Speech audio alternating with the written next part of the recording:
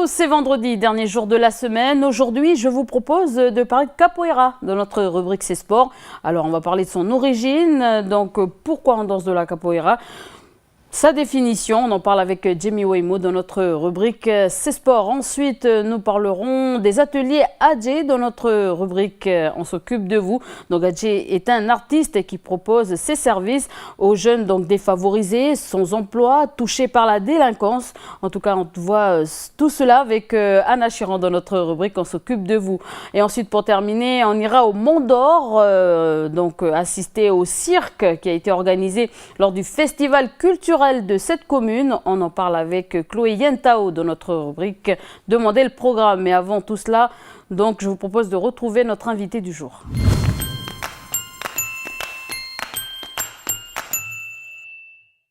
Alors, je reçois aujourd'hui Marie-Christine Casavi. Bonjour. Bonjour. Alors, vous êtes la directrice de la MASCOP. Donc, la MASCOP, c'est la mission d'accompagnement de la scolarité en province Nord. Donc, merci d'avoir accepté cette invitation. C'est nous qui vous remercions, surtout de pouvoir faire connaître un peu la MASCOP, qui est une association quand même qui a quelques années, mais pour laquelle on n'a pas fait beaucoup de publicité non plus. C'est vrai. Alors, vous avez beaucoup de projets, mais avant de parler justement de ces projets-là, je voulais savoir en fait, quelle est l'histoire justement de la MASCOP? Alors, l'histoire de la MASCOP est toute simple. Au départ, ce sont des parents d'élèves qui ont désiré mener une action pour aider les jeunes élèves du lycée de Poindimier. Au départ, c'est parti de là. Et en fait, l'idée était toute simple, c'est qu'on s'est aperçu que sans aide dans son environnement familial, ou proche en tout cas, on avait peu de chances de réussir à l'école. D'accord. En tout cas, au lycée, c'était le cas. Donc, on a décidé de mettre une action en place pour proposer en fait une aide quotidienne aux jeunes au moment où ils en ont besoin en fait, tout simplement. Alors, on va dire l'un de vos objectifs, c'est d'apprendre à lire et à écrire. Donc, est-ce qu'aujourd'hui, c'est toujours le cas? Est-ce que vous organisez des ateliers ou des cours avec la MASCOP? En fait, dans l'histoire de la MASCOP, ce qui est important, c'est qu'au départ, c'est de l'accompagnement à la scolarité avec des accompagnateurs qui sont des gens extrêmement qualifiés, qui viennent en aide soit dans les matières littéraires, soit dans les matières scientifiques. Et là, depuis cette année, on a voulu développer une action particulière qui est le réapprentissage de la lecture pour les jeunes ou les gens, parce que il n'y a pas que les jeunes qui sont touchés, qui souhaitent réapprendre à lire, puissent trouver un endroit pour le faire. Alors pourquoi justement organiser cela? On dit que plus de 20 000 personnes justement sont touchées par l'illettrisme en Nouvelle-Calédonie. Est-ce que c'est vrai déjà? Et donc pourquoi? Est-ce que le constat est alarmant en Nouvelle-Calédonie ou en province Nord? Les chiffres, on ne les connaît pas exactement. En tout cas, on peut attendre le résultat de certains rapports ou certaines missions là-dessus. Ce qu'on sait par contre, c'est qu'il y a différents niveaux d'illettrisme. Déjà, la première chose qu'il faut savoir, c'est qu'il y a de l'illettrisme uniquement quand on est sorti de l'école. Voilà. Ça veut dire qu'on a été scolarisé, on a appris et on est sorti de l'école. À la sortie de l'école, ce qui peut arriver, c'est qu'on oublie la lecture. D'accord. Et on l'oublie parce qu'elle ne s'est jamais automatisée. Voilà. Donc, un petit peu comme la conduite, quoi. Si on prend une leçon de conduite et qu'on laisse tomber pendant 2-3 ans. Mais à bien distinguer pour nos chers téléspectateurs, analphabète et illettrisme. L'analphabétisme, c'est quand on n'a jamais été scolarisé. On n'est jamais allé à l'école, donc on n'a jamais pu apprendre à lire ou à écrire ou à compter même. Alors que l'illettrisme, c'est un phénomène qui touche des gens qui ont été à l'école, qui sont allés à l'école, qui sont restés un certain nombre d'années. Là, actuellement, les jeunes avec qui nous travaillons ont tous été scolarisés jusqu'à l'âge de 16-17 ans en général. D'accord. Voilà. Alors, on parle d'illettrisme, c'est dû à quoi, d'après vous? Est-ce que c'est l'enseignement? Qu'est-ce qui se passe? Pourquoi? Quelles sont les causes? Il y a beaucoup de facteurs différents. Déjà, quand on apprend à lire en général... quand on est au cycle 2, quand on est petit, à l'école primaire, on arrive au CP. On dit d'ailleurs qu'on a le CP, le CE1 pour apprendre à lire. Il se trouve qu'il y a des jeunes qui ont manqué de temps, qui n'ont pas le même rythme que les autres et qui malheureusement sont sortis du primaire avec un niveau de lecture insuffisant. En tout cas, des jeunes qui lisent très lentement à la sortie du CM2. Si au niveau du collège, il n'y a pas une prise en charge particulière de cet aspect, on retrouve ces jeunes-là plus tard, malheureusement, non lecteurs. C'est-à-dire qu'ils ont oublié totalement. Alors justement, est-ce que ce sujet-là a été minimisé par l'enseignement général, par les autorités du pays? Parce qu'on n'en parle pas beaucoup. On n'en parle pas beaucoup, encore que ces derniers temps, on en parle de plus en plus. Oui, de plus en plus, mais parce que justement, des associations ont fait, ou des organismes ont fait que les choses avancent. Notre désir, c'est qu'on sait que ça existe. On sait que, on va dire que... Moi mes chiffres personnels, parce que ça ne reste que personnel, donc c'est tout sauf scientifique, sont, moi je dirais, entre 15 et 18% de jeunes qui se retrouvent en situation de difficulté à la sortie du collège. C'est général ou c'est de la province Nord? Non, ce serait général. Ce serait général, c'est pas du tout... Voilà, conscrit dans un endroit particulier.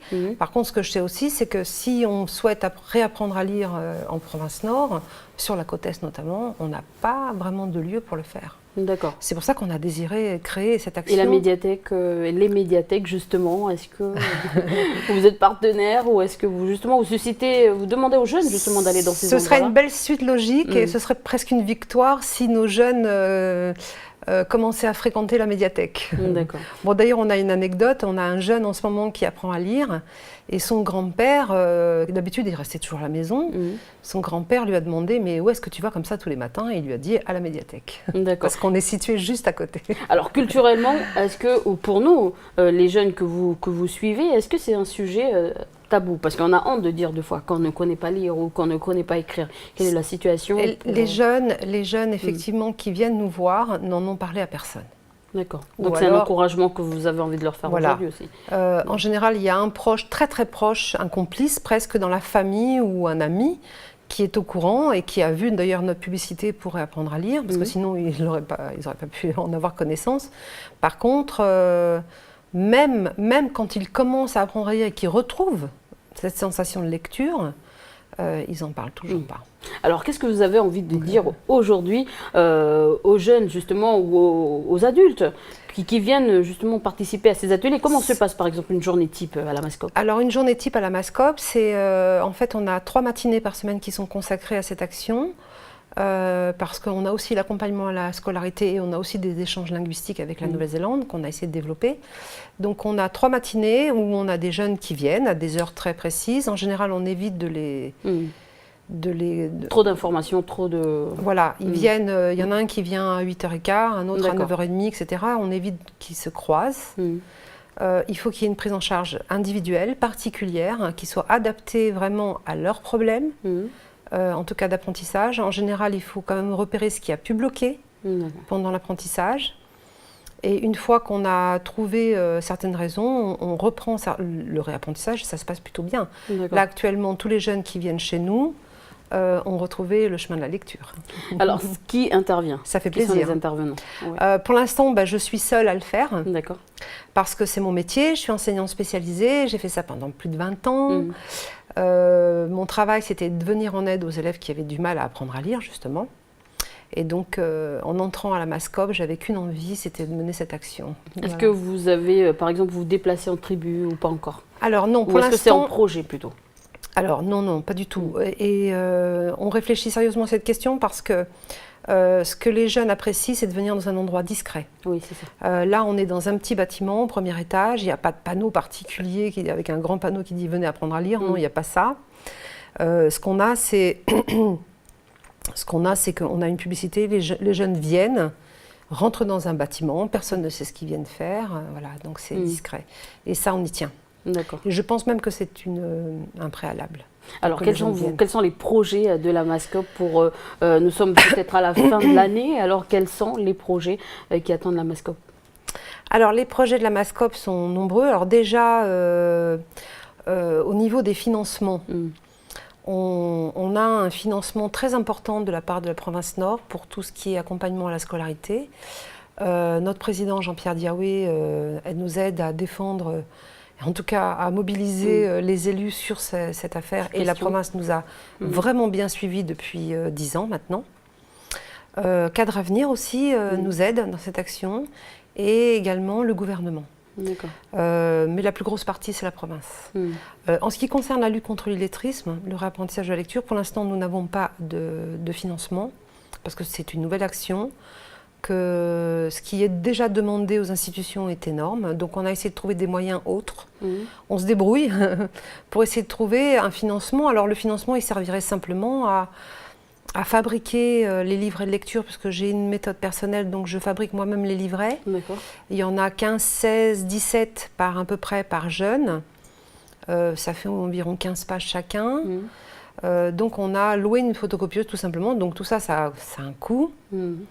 Et donc on cherche on cherche des partenaires. On a fait appel au mécénat, on fait appel. Bon, pour l'instant ça marche pas extrêmement bien, mais voilà, c'est toujours pareil. Il faut se faire connaître, voir les gens. C'est pas évident. Alors la fréquentation à la Mascope.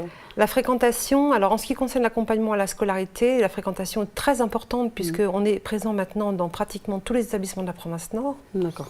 Ça fait 21 personnes qui sont au service des jeunes pour leur donner un coup de main.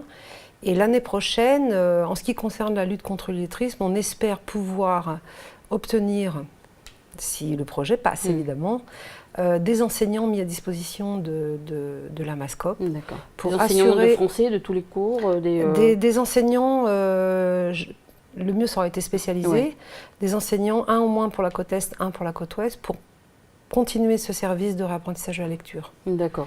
Est-ce que justement les organisations au niveau des tribus, ceux qui ont le niveau bac par exemple, aident justement les jeunes à pouvoir faire leurs devoirs? Est-ce que justement c'est pas de se rapprocher aussi également de ces jeunes-là pour pouvoir avancer le travail de la Mascope par exemple? Ça existe déjà. Donc en fait on va dire que l'accompagnement à la scolarité de la Mascope est quelque chose de complémentaire et on est dans les établissements. Et les accompagnateurs Mascope sont des gens qui se mettent au service des jeunes, puisque c'est les jeunes qui viennent de leur demander de l'aide, quand c'est une aide qui est difficilement, on va dire qu'on peut trouver difficilement dans son environnement proche. Quand c'est un problème de physique, il faut déjà s'y connaître. Déjà en français, quand on prépare une dissertation, etc., c'est quand même pas évident, en philo, etc., etc. Donc nous, nos accompagnateurs sont des gens qui sont en général des professeurs à la retraite ou des professeurs en activité qui acceptent de faire des heures. Et du coup, on a un service de qualité, c'est-à-dire qu'on peut vraiment donner un coup de main, on va dire, qui peut faire la différence. Alors, tout à l'heure, vous avez lancé justement un appel, des numéros de téléphone justement, pour que les gens puissent appeler, voilà, on veut vous aider, ou voilà, on veut des renseignements. Déjà, pour ceux qui souhaiteraient apprendre à lire, ce qui serait bien, c'est de nous contacter au 47 10 17. C'est le bureau de la Mascope. Ou alors, on a un portable, c'est le 85 60 10. On a aussi un mail, on a un site internet, on a des outils pour communiquer, donc n'hésitez pas à nous contacter. Voilà, Voilà, et la Mascope se trouve justement à Pointe-Dimé. Donc pour terminer cet entretien, donc Marie-Christine, est-ce que vous avez un appel ou un message à passer justement aux adultes et aux jeunes qui souhaitent lire, apprendre à écrire, ne pas avoir honte justement de ça? Voilà, alors ce que je peux vous dire, c'est que pour tous ceux qui ont déjà entrepris ce réapprentissage, il est efficient, c'est-à-dire qu'en gros, en 3 mois, on peut lire. De nouveau, en tout cas, on peut déchiffrer. Après, pour que la lecture devienne comme un réflexe, il faut s'entraîner aux environs. Il faut beaucoup s'entraîner. Mais le réapprentissage dure 3 mois aussi. Maximum. Mais ça marche bien. D'accord. Quand les gens sont motivés, en général, ça marche. Voilà, il ne faut pas hésiter, parce que ça fonctionne. Voilà, donc n'hésitez pas à vous présenter justement à la Mascope si vous souhaitez assister à ces ateliers ou assister à ces cours. Marie-Christine Cazavi, merci d'avoir accepté cette invitation. Merci beaucoup. Alors exceptionnellement, avant de retrouver l'agenda, je vous propose aujourd'hui de regarder ce reportage qui résume l'inauguration du site de KNS. C'est l'occasion également de voir des images lors de la venue du président de la République, François Hollande. C'est un reportage d'André Ravel.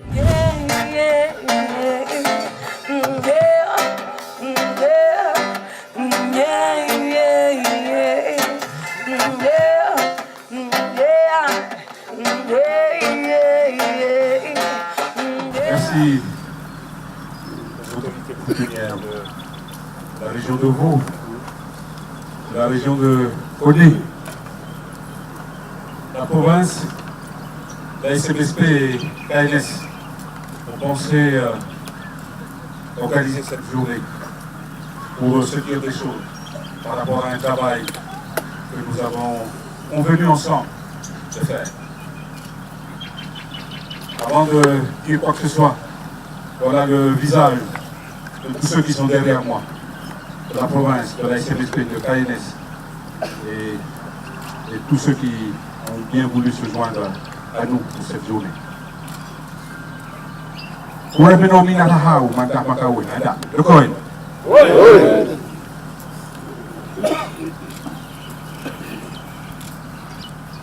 Je suis très fier de participer dans la coutume d'aujourd'hui parce que c'est une coutume assez significative. Elle a marqué la deuxième phase de notre projet, mais nous avons aujourd'hui gardé le lien entre le présent et le passé, où les autorités coutumières ils ont donné leur accord à notre projet. Et ça, c'est les différences avec Koniambo-Nikel. C'est un projet du pays avec l'accord de l'époque, de la Nouvelle-Calédonie. Et pour moi, juste d'avoir la chance de participer, de voir le lien entre aujourd'hui et le passé, c'est quelque chose d'incroyable.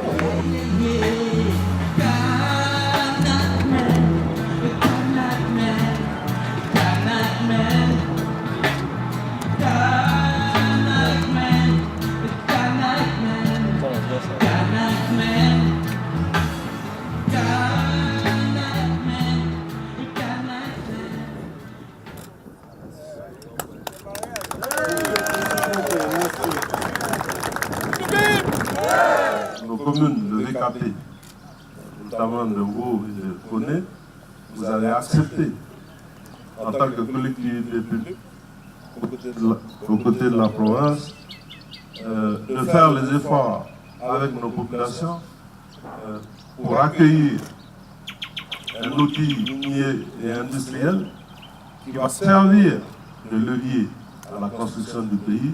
On va poursuivre son développement grâce à votre acceptation, grâce à l'accueil de ce projet qui va servir le développement de l'ensemble de la Nouvelle-Calédonie. C'est parce que vous avez bien voulu l'accepter ici que tout le monde va pouvoir le porter dans le sens de servir l'intérêt général. Aujourd'hui, nous rentrons avec ce projet dans des réalités. Nous allons vivre des choses qui viennent à cause du développement. Et c'est à nous, à travers vous, les autorités coutumières, de trouver les solutions pour évoluer et à partir du travail de chacun, ce qu'on appelle les intérêts privés, on puisse servir l'intérêt général.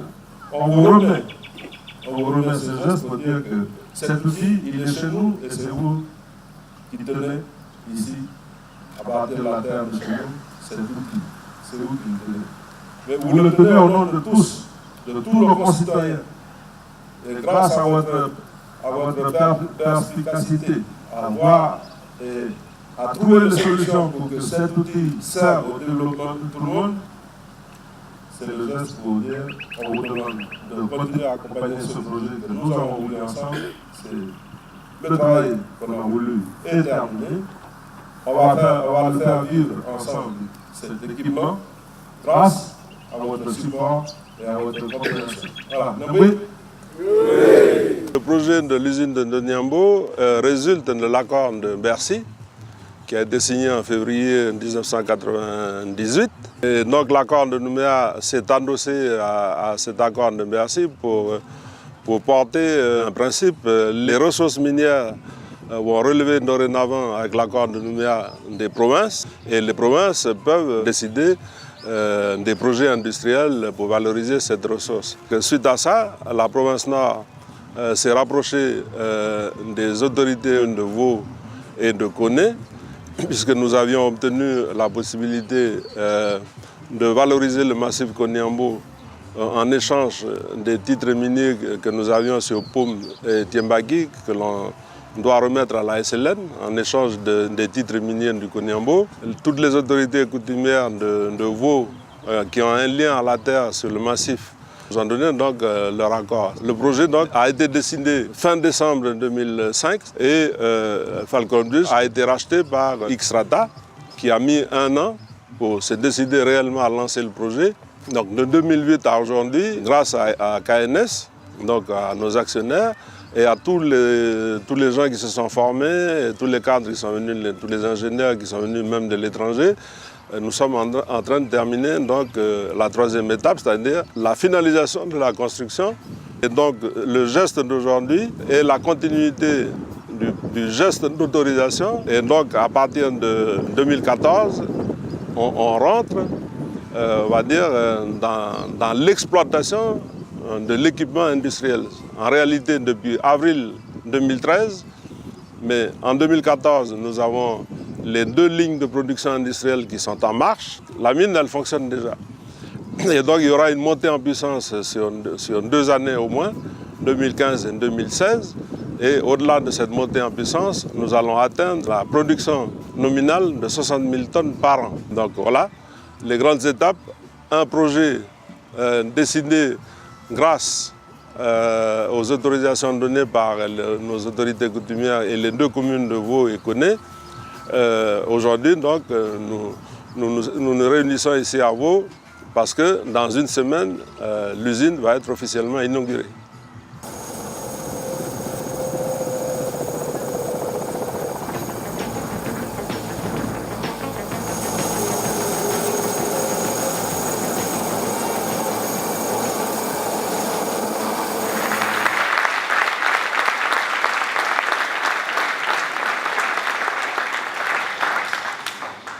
Madame la Ministre,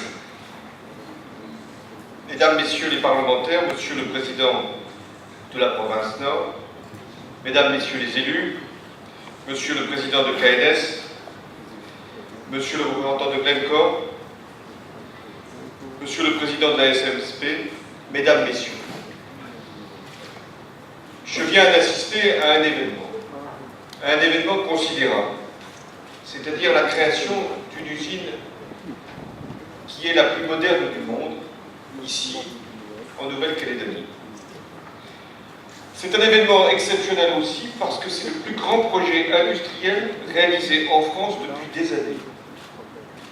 Vous avez rappelé les chiffres. 7 milliards de dollars. Et cet investissement s'est fait ici, dans la province Nord, dont Monsieur le Président, Paul Naoutine, vous aviez un moment espéré qu'il se fasse, vous en aviez rêvé, et aujourd'hui, c'est fait. Je rends à mon tour hommage à tous ceux qui ont permis que ce projet, cet immense projet, puisse enfin se réaliser. D'abord, tous les actionnaires, mais aussi les ingénieurs, les techniciens, les ouvriers, qui sont ici pour partie rassemblés, qui viennent de Nouvelle-Calédonie, les plus nombreux, mais aussi de l'Hexagone, du Canada et de beaucoup de pays du monde, parce qu'ils viennent apporter leurs compétences, leur expertise, leur qualification. Mais l'usine du Nord, vous l'avez dit, monsieur le directeur, est bien plus qu'un projet industriel. C'est d'une certaine façon un accomplissement politique. C'est un symbole fort pour la Nouvelle-Calédonie. Symbole d'abord du rééquilibrage. Le rééquilibrage qui avait été le maître mot des accords de Matignon, voulus par Jean-Marie Tjibaou et Jacques Lafleur, auxquels j'ai rendu hommage ce matin. Le rééquilibrage, c'était la condition, c'était la clé de la réconciliation. Le rééquilibrage, ce n'était pas simplement entre les communautés, c'était aussi entre les régions, le sud et le nord. Il ne s'agissait pas de prendre au sud pour donner au nord, il s'agissait d'envisager un développement global pour la Nouvelle-Calédonie et qui puisse profiter à tous. Ce que nous célébrons donc aujourd'hui, une usine exceptionnelle, un investissement considérable, c'est aussi la reconnaissance du droit légitime des populations du nord de la Nouvelle-Calédonie à pouvoir valoriser les ressources le nickel pour créer des emplois et distribuer des richesses là où elles se créent. La Nouvelle-Calédonie aura à évoquer les conditions de son avenir prochain. Il y a ce qui relève de la consultation qui est prévue. Il y a les transferts de compétences. Mais il y a le nickel. Vous devez, tous, imaginer ce que sera votre stratégie. Il s'agit de savoir ce que vous pouvez ici produire, ce que vous pouvez réserver à l'exportation, si vous en décidez. Il y a des questions liées au partage de la richesse créée, au réinvestissement des bénéfices, aux formations indispensables pour pouvoir répondre aux besoins de l'économie et notamment des entreprises qui travailleront sur cette ressource. Vous avez à faire des choix. Et ici, je m'engage à ce que l'État soit à vos côtés pour cette stratégie nickel. À la fois par le transfert des compétences, mais également par la défiscalisation et par l'expertise que nous pouvons apporter. Et nous avons ici, présents dans cette salle, des hommes et des femmes qui sont à la disposition de la Nouvelle-Calédonie pour permettre la mise en œuvre de cette stratégie nickel. Je veux terminer par là où j'ai commencé, la signification de cette usine. Une des plus grandes usines au monde, une des plus performantes, une des plus réussies, une des plus écologiques, une des plus intégrées. Et j'allais dire, une usine politique. Il faut veiller à ne pas faire de l'économie un enjeu politique. Mais il faut aussi savoir que l'économie peut avoir des conséquences politiques. Et ici, ce qui se construit à travers cette usine, c'est l'avenir de la Nouvelle-Calédonie. Et le haut niveau que vous avez atteint grâce à cette usine vous permet d'être plein d'espoir pour votre avenir, l'avenir que vous choisirez. Merci.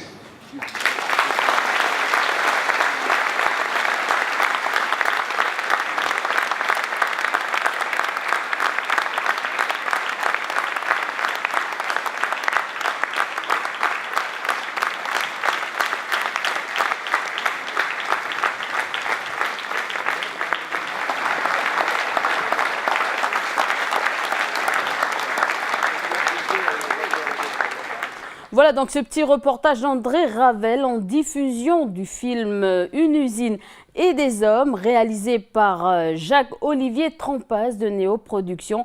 Donc ce film de 52 minutes retrace l'histoire de ce chantier international qui aura permis depuis plusieurs années le développement économique de la province Nord, mais donc dans le cadre également du rééquilibrage prévu par les accords Matignon-Oudinot, et qui met également en scène les hommes et les femmes qui ont contribué à la construction de l'usine du Nord. Donc n'oubliez pas ce rendez-vous, c'est ce soir à 20 h sur NCTV. Pour l'heure, retrouvons l'agenda du pays.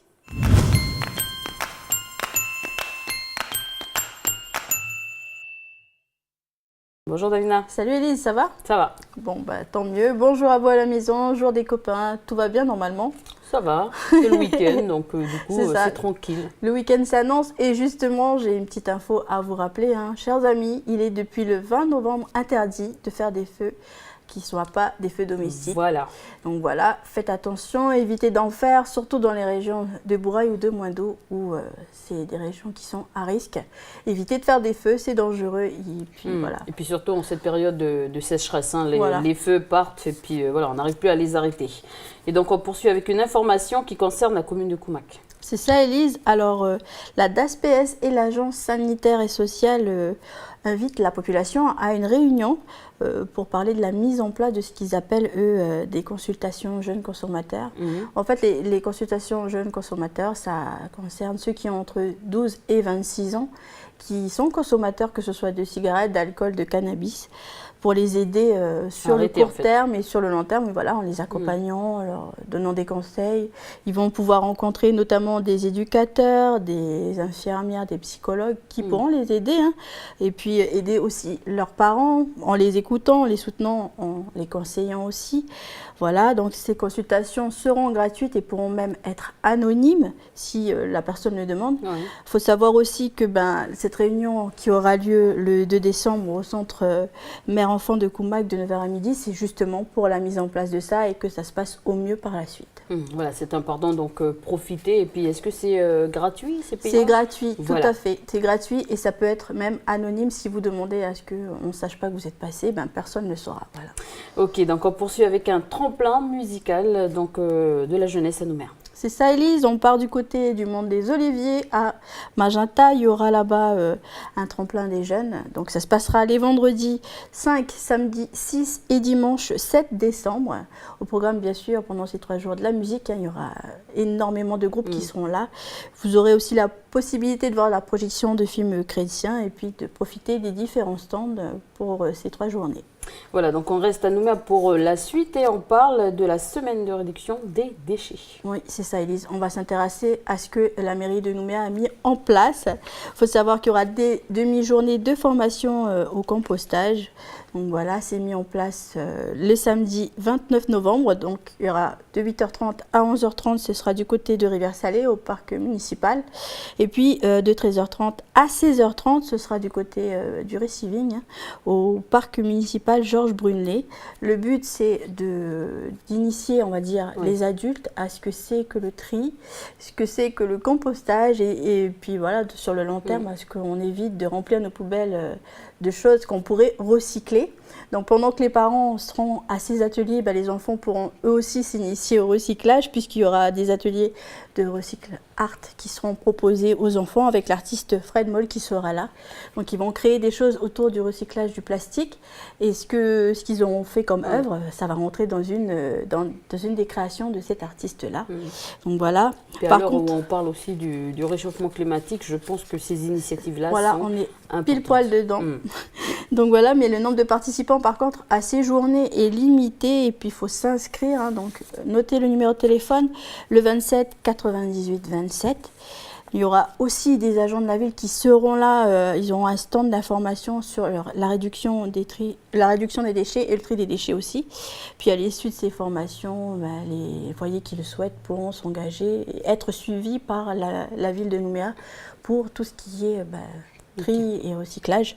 D'accord. Suite à ça, il y aura, pardon Élise, un appel qui sera fait aussi aux foyers qui veulent être des foyers témoins. Donc là, ils appellent en l'occurrence 70 foyers. Donc ceux qui sont intéressés, pareil, rapprochez-vous de la mairie de Nouméa. Ces foyers, ce seront des témoins de ce qui sera mis en place en termes de recyclage, en termes de prévention. Ensuite, ils seront invités à des réunions et puis ceux qui le souhaitent pourront témoigner de leur vécu, de comment ça s'est passé, de ce que ça a changé dans leur maison. Voilà, donc vous avez jusqu'au 18 décembre pour vous inscrire. Donc ceux qui sont intéressés, n'hésitez pas, rapprochez-vous de la mairie de Nouméa. Donc l'opération en elle-même, une fois que vous serez inscrit, débutera en mars 2015 pardon, pour une durée de 3 mois. Et puis durant cette période, voilà, ce sera un moment d'essai pour tout le monde, parce que c'est pas une habitude malheureusement qu'on a ici au pays de trier, mais il faut trier les déchets, il faut commencer à s'y mettre. Je voulais terminer en faisant une petite parenthèse, parallèle avec ce qui se passe à Koné en ce moment aussi pour la semaine de réduction des déchets. Je vous rappelle qu'il y a ce qui est mis en place pour les dons en vêtements, en chaussures, etc. Ça rentre aussi dans la réduction des déchets. Plutôt que de les jeter, s'ils sont en bon état, donnez-les à ceux qui en ont besoin. Donc voilà, n'hésitez pas, si vous avez des dons, déposez-les auprès du bureau du SAS Pacifique Environnement qui se trouve en face des bureaux de la Sophie Nord. Aujourd'hui, de 8h à 16h, ils attendent vos dons. Sachez que par la suite, tout ça sera trié et distribué pour les œuvres humanitaires et sociales, que ce soit de la Croix-Rouge ou du Secours catholique de la Nouvelle-Calédonie. Voilà, donc chers Calédoniens, faites un éco-geste et soyez, on va dire, des citoyens. Et puis faites un éco-geste et des bons gestes. Voilà. C'est ça, Élise, bien dit. Merci Davina. Merci Élise et bon week-end à tous. Allez, on retrouve notre amie Jenny pour notre rubrique C'est Sport.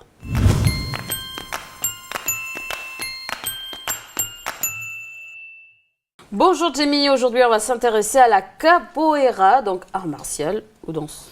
Bonjour Elise et bonjour à tous. C'est un mélange de danse, de sport, de chant et de techniques de combat qui séduit, il faut le dire, de plus en plus de Calédoniens. La capoeira, c'est un art martial qui puise ses racines au Brésil. Ludique, acrobatique et surtout créative, elle peut être pratiquée à partir de n'importe quel âge, à partir de 4 ans si tu veux, Élise. Donc duel de combattants ou duo de danseurs pour les pratiquants.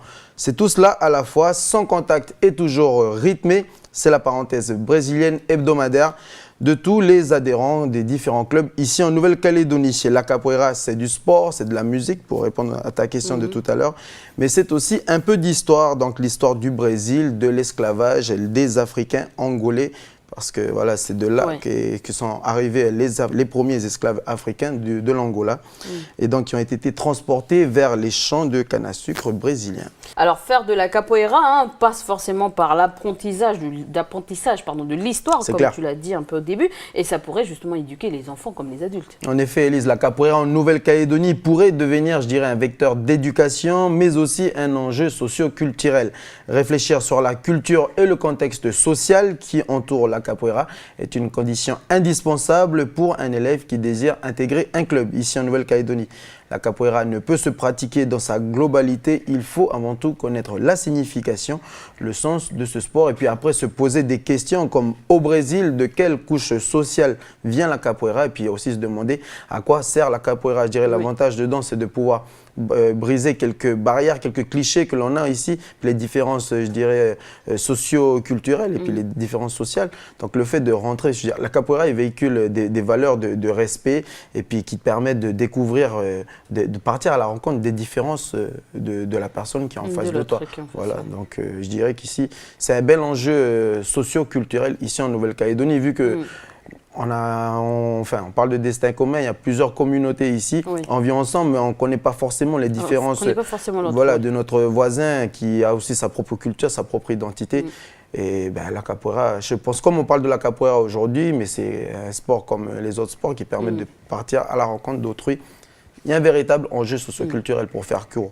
Sauf que la capoeira, c'est des chants, des instruments. Voilà, tu as raison. Ce n'est pas que de l'histoire, tu fais bien de rappeler. C'est également des chants et des instruments, ce qui est normal. Et puis, l'instrument que l'on voit le plus souvent, c'est le berimbau. Voilà, je ne sais pas si on le prononce bien, en tout cas, ça s'écrit B-E-R-I-M-B-A-O. Alors, le berimbau, c'est un instrument à cordes, voilà, comme on peut le voir à l'image, avec la personne au centre de l'écran. Cet instrument-là, donc c'est un instrument de musique brésilien de la famille des cordes frappées. C'est un arc musical qui est d'origine africaine, instrument traditionnel des peuples Kamba, avec des variétés similaires qui sont aussi utilisées en océan Indien. Le bobre à la Réunion, le bon à Rodrigue et le bombe aux Seychelles et à l'île Maurice. Voilà, c'était un groupe de capoeira, de danseurs, qui ont pu assurer le spectacle à la mi-temps de la finale de la Coupe de Calédonie. D'accord. Comme quoi, tu vois, le capoeira, avant on aurait pu voir des danseurs de la troupe de Wedge ou des danses tahitiennes ou des danses wallisiennes. Là maintenant, on voit de la capoeira. C'est dire, c'est montrer que c'est une discipline qui commence à s'implanter en Nouvelle-Calédonie. Voilà. Et on rappelle justement que la capoeira a été créée par les esclaves arrivés au Brésil, pour parler un peu de l'histoire. Ils n'avaient pas le droit de se battre. Donc ils ont inventé justement une nouvelle forme de lutte qu'ils ont justement cachée derrière des mouvements de danse et des mouvements acrobatiques sans contact. Voilà, Elise, comme tu dis, moins formel, plus ludique, ça c'est l'apprentissage des gestes et des techniques de combat qui sont idéales pour l'assouplissement et l'équilibre. Il faut savoir qu'à partir de l'âge de 4 ans, la capoeira renforce le corps, pour ceux qui commencent à faire de la capoeira à partir de 4 ans, renforce le corps et l'esprit de créativité, puisqu'en capoeira, les gestes peuvent différencier entre chaque thème. C'est ce sentiment justement de liberté qui attire de plus en plus de personnes, de Calédoniens. Malgré l'absence d'une fédération, il faut dire que la capoeira en Nouvelle-Calédonie gagne du terrain. Difficile actuellement de connaître le nombre de pratiquants, mais chaque année, des dizaines de personnes, intègrent les structures existantes. Voilà, donc je vous propose tout de suite qu'on aille à la rencontre de l'un des groupes de capoeira ici en Nouvelle-Calédonie. Je vais essayer de retrouver leur nom dans mes notes. Donc voilà, c'est le Grupo Capoeira Brasil Oceania qui répète à Manjota Wemo. Tout de suite, direction Manjota Wemo à la rencontre de ces Brésiliens calédoniens.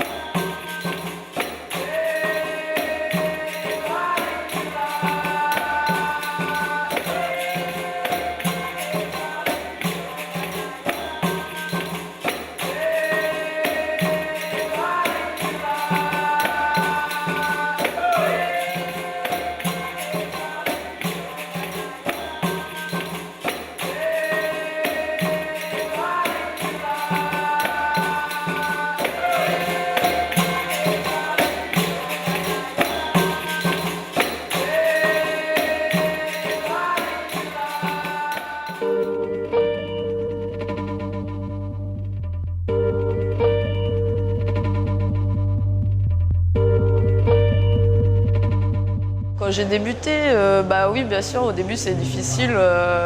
Faut acquérir les bases avant de pouvoir se déplacer, faire la jinga. Donc ça prend un petit moment, mais à force de voir les autres faire, ça donne envie, quoi, c'est motivant. Donc c'est difficile et en fait c'est quelque chose qui vient naturellement avec. Une fois que tu as la passion pour la capoeira, ça devient naturel, les mouvements, ça devient. Voilà.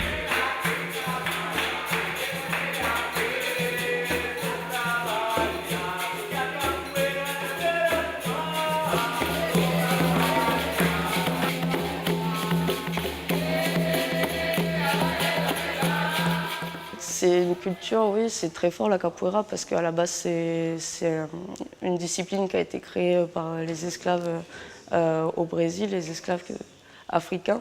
Donc ouais, c'est quelque chose de très fort. Ben, pour nous, c'est pas forcément dans notre culture, mais quand on apprend ça aussi dans la capoeira, on s'attache beaucoup plus aux valeurs, à la signification de la capoeira, la base.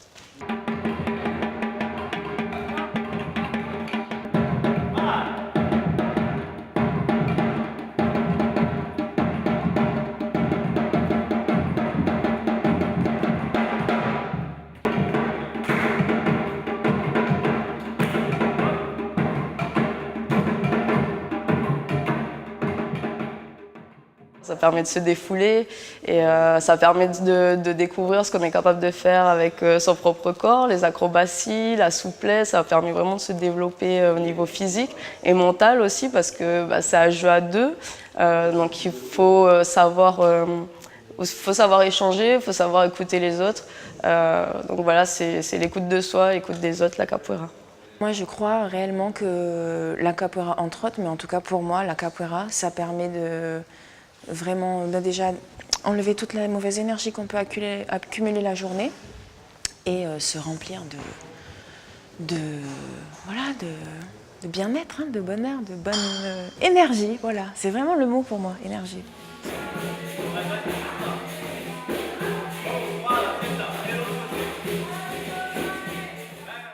À tout hasard, en fait, je cherchais un local pour la salle. J'étais avec mes enfants, on a vu et ils faisaient un cours d'enfants. Donc les enfants étaient super intéressés, ils ont participé au cours. Et moi, en voyant ça, je me suis dit, mais c'est pour moi aussi j'ai envie de le faire.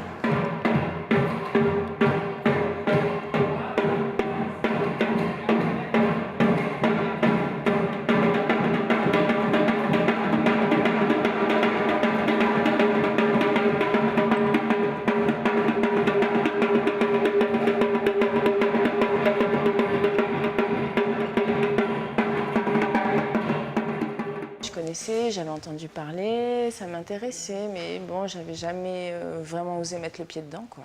Voilà. Et voilà, maintenant j'y suis pour un bon moment. Ok, très bien. Maintenant, on va faire le premier séquence. Jambe droite derrière. D'accord? On va faire Mélodie French, Amada, Kishada, et après, switch Mélodie comparse. On va décomposer le mouvement d'abord. Jinga. Stop. On y va, Mélodie French. Depuis que je viens, j'ai jamais vu la même séance, quoi. Donc on va commencer soit par de la musique, donc chacun prend un instrument, on danse, on chante, pardon, donc avec l'échauffement. Quelquefois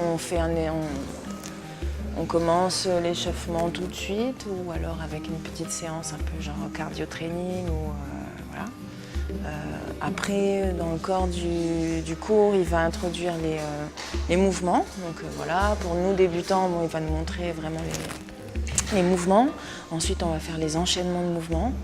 Et donc voilà, travailler soit en groupe, ou soit seul, ou soit observer les autres. On peut travailler avec des cordes aussi pour vraiment perfectionner. Et ensuite, à la fin de chaque cours, il nous fait une roda, la ronde donc, où là, chacun entre dans le cercle et partage. Enfin voilà, à deux, on a le combat dansé, quoi. Voilà.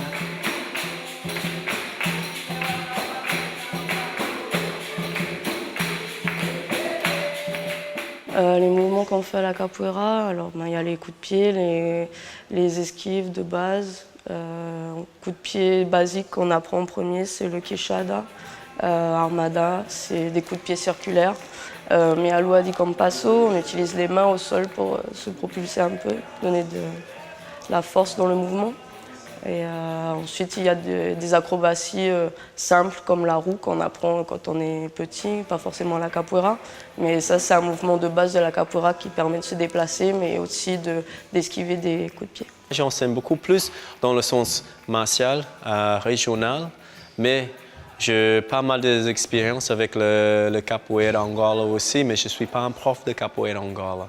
C'est une autre philosophie, etc. Mais pour moi, c'est aussi à partir de la capoeira. Donc, je fais des cours qui ressemblent capoeira Angola et je m'entraîne avec mes élèves qu'on peut jouer dans le roda de capoeira Angola avec des angoleiros.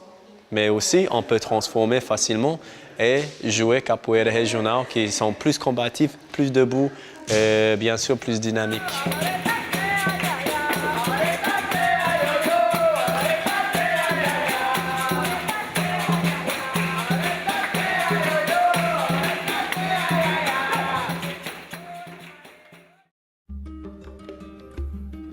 Je voulais m'entraîner et aussi trouver l'aide pour faire partie d'un groupe de Calédoniens pour aller participer dans la deuxième compétition mondiale de capoeira par la World Federation, Capoeira Federation, qui va être à Rio de Janeiro en juillet l'année prochaine.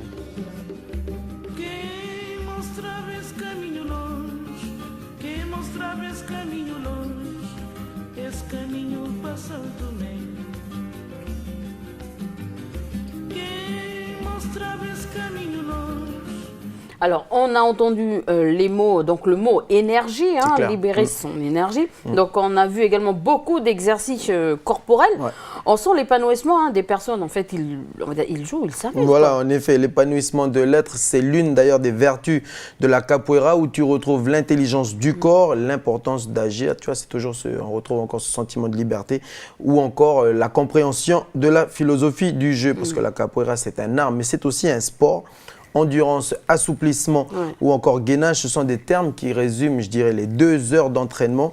Donc, des termes qui peuvent te mettre KO parfois après une séance. Donc, c'est toujours pour montrer que c'est quand même un sport physique. Voilà, c'est un sport. C'est genre, je te touche, mais je te touche pas. Voilà. Alors, on a entendu donc, des termes brésiliens et portugais. Est-ce qu'on pourrait les explorer? Alors, on commence, si tu veux, l'exploration par le mot roda Elise. Donc, la roda, c'est le cercle de personnes qui entourent les deux capoeiristes. C'est pas notre frangin, roda, c'est un mot portugais. On salue d'ailleurs roda. Donc, roda, c'est le cercle de personnes qui entourent les deux capoeiristes et qui effectuent des enchaînements rythmés par le son du berimbau, cet instrument qu'on a aperçu tout à l'heure, qui est vraiment l'instrument symbole de la discipline. Donc ces deux joueurs s'affrontent au milieu en effectuant des djinga. Donc la djinga, c'est un faux pas de danse, mais un vrai pas de combat. Alors, retour aux racines, comme on dit. Voilà. Où le joueur Élise se déplace sur un espace triangulaire. C'est un pas un peu qui ressemble au pas du breakdance. C'est vraiment le pas de danse de base de la capoeira. Donc Roda et la Jinga, ce sont les deux termes les plus utilisés dans cette discipline. Alors intégrer la capoeira dans le système scolaire, un peu comme on avait dit la dernière fois pour le judo, est-ce que c'est possible? Alors là, comment dire ça, on se confronte, on se confronte à un autre débat, c'est-à-dire de la sportification de la capoeira. En ce moment, donc, c'est la sportification de la capoeira contre culture, ou alors, après là, l'idée, c'est de pouvoir trouver un juste équilibre entre le sport, l'aspect sportif de la capoeira ou l'aspect culturel, donc préservation je dirais, d'une danse autochtone. Mais le problème que connaît la capoeira actuellement, mais ça c'est pareil un peu dans le monde entier, c'est que certains sports de combat ne reconnaissent pas la capoeira en tant que telle. D'accord. Voilà. Ils parlent plutôt d'une danse et d'un phénomène de mode. Voilà, un phénomène culturel et de danse. Voilà, dans un phénomène culturel. Le jour où il y aura des instances sportives et des fédérations qui pourront reconnaître la capoeira ou créer une fédération pour régir cette discipline et le montrer aux yeux du monde que c'est un sport, là on pourra intégrer la capoeira et ses valeurs dans le sport comme on évoquait il y a quelque temps pour le judo. Mais c'est vraiment difficile pour et qui sait peut-être que la discipline va se développer en Nouvelle-Calédonie. Voilà, c'est ça, surtout que c'est une discipline qui arrive à fédérer plusieurs tranches d'âge et plusieurs communautés. Et puis c'est une discipline qui a un bel avenir ici en Nouvelle-Calédonie. Pour terminer, Elise, j'aimerais rappeler qu'au Brésil, la capoeira, c'est le deuxième sport le plus pratiqué. Ça, c'est une évidence après le football.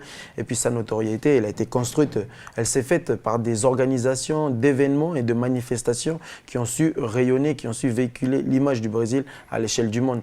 C'est pour cela que maintenant, ici, dans le Pacifique, on connaît la capoeira. C'est parce que tu as des grandes personnes qui ont pu émanciper cette discipline et puis que, voilà.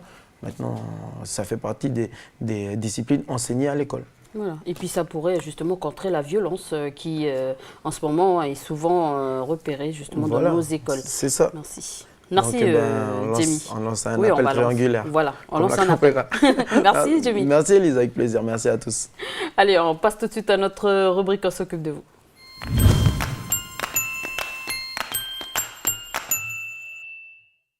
Alors bonjour Anna, nous parlons social pour terminer cette semaine. Nous allons assister à un atelier de sculpture destiné à des jeunes en réinsertion.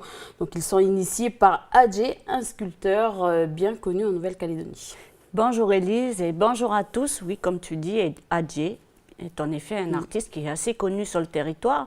Je vais quand même faire une petite présentation du personnage. Okay. Alors, il est d'origine algérienne, mais il vit en Nouvelle-Calédonie depuis 1979. Et il a touché un peu à tout avant de se lancer dans la sculpture. Il est donc sculpteur, plasticien et aussi slammer. D'accord. Donc, ses œuvres les plus connues, on retiendra Son Nautilus pour le centenaire de la mort de Jules Verne, et puis son fameux galion pirate, Grandeur Nature, deux œuvres donc qui étaient visibles à la bibliothèque Bernheim. Et puis il y a aussi sa création pour le Destin commun qui, elle, était du côté de l'île aux Canards. Voilà, donc c'est un artiste très complet. Et puis là, comme on parle de réinsertion, et voilà, on va dire que cet artiste aime partager sa passion avec les autres. Tout à fait, Élise. Donc, c'est aussi une aubaine pour ces jeunes de profiter donc de la passion de Adjé, parce que ce sont des jeunes qui sont en chantier de réinsertion, comme on le disait, et donc on les prépare en fait à entrer dans le monde du travail, dans la vie active, quoi. C'est par ce genre de chantier qu'on leur inculque en fait les notions de respect. Donc il y a le respect du matériel, il y a le respect des horaires, il y a aussi le respect des autres. Donc, mais tout ça, c'est enseigné dans une ambiance, on va dire, détendue, décontractée, cool. Donc le message, il passe mieux comme ça. Et ils sont nombreux, ces jeunes stagiaires ? Alors, il y a une dizaine de jeunes qui sont dans ce chantier, pardon. C'est un chantier qui dure 3 mois quand même. Donc, il se termine normalement le 19 décembre. Voilà, ça se termine le 19 décembre. Et ça se passe où, en fait, le chantier ? Alors, le chantier, en fait, il est carrément chez Adjé, dans son atelier. En tout cas, il est bien gentil d'ouvrir sa porte à tous ces jeunes. Alors, il utilise quel genre de matériaux ? Alors, il faut distinguer qu'il y a deux parties en fait dans ce chantier. Il y a la partie métal, donc là, ils utilisent l'inox et le fer. Donc là, c'est la partie qui concerne Adjé. Et puis, il y a une partie bois, donc c'est le hoop qui est utilisé. Et là, les jeunes sont encadrés pour cette partie bois par un artiste qui est originaire de Canala, qui s'appelle Victor Dermel. Alors, tu disais que le chantier se tient sur 3 mois, mais est-ce qu'il y a des coupures où ça se passe tous les jours en fait? Alors, c'est sur 3 mois, mais c'est tous les jours, du lundi au vendredi, de 8h à 16h. Je disais tout à l'heure qu'on mettait les jeunes en fait dans les conditions réelles de travail, voilà, avec ce genre d'horaire-là, ça les oblige à être assidus, à être réguliers, ponctuels. Voilà un peu pour les horaires. C'est un peu un entraînement, quoi, si on veut. Mais si on regardait plutôt le reportage, Élise, pour en savoir plus et pour voir d'un peu plus près ces fameuses sculptures. C'est un reportage signé Chloé Yentao.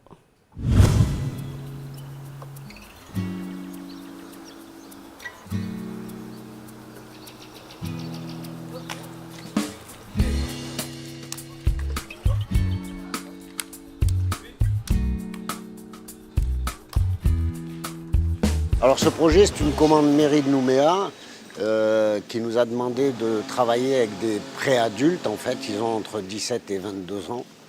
Donc des gens qui sont en mode insertion sociale.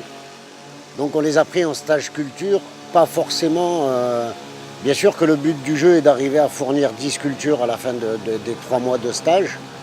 Mais c'est aussi d'apprendre toutes les règles de société, les règles de sécurité, les règles de respect, de convivialité, etc., etc. Ce stage, il a 2 buts. Ce sera dans leur CV quand ils vont se présenter chez un futur patron. Ils auront un stage d'Adjé. Certains vont sortir, ils seront soudés. D'autres seront ce qu'est le bois. On essaie de les faire tous tourner. Pour ce faire, on a créé 2 ateliers. Donc un atelier bois qui est dirigé par Victor Dermel et un atelier fer qui est dirigé par moi. Et nous avons des encadrants qui viennent pour... en fait, la machine est bien installée et il y a juste le timing, quoi. 3 mois pour faire 10 sculptures monumentales, c'est vraiment chaud. Faut mettre à 3 dessus. En 3 mois, on doit créer 10 œuvres d'assez grande taille, qui est un boulot assez c'est difficile, c'est comme un challenge quoi, en fait, ce qu'on attend de faire en ce moment avec ces gamins. C'est débrouillard parce qu'ils savent bien se débrouiller, quoi. Ils sont manuels, quoi. Doucement à la fin. Voilà, doucement à la fin. Allez, quand t'arrives ici. Les origines sont diverses, hein. On en a d'Ouvéa, de Marais, de Bélep. Les origines sont diverses, mais c'est un secteur de la rivière Salée. Donc voilà, on sait que la rivière Salée se divise en plusieurs secteurs de bandes de jeunes. Eux font partie d'un secteur et de la maison de quartier de la rivière Salée. C'est par ce biais-là qu'on les a récupérés, si je peux m'exprimer comme ça. Et on n'a pas d'absentéisme ou très peu. Ils travaillent dur. Donc voilà, pour nous, pour l'instant, c'est un bon exercice, quoi. C'est créatif, les gens travaillent. Ce qui m'importe dans tout ça, c'est de partager ce que j'ai pu acquérir jusqu'à présent.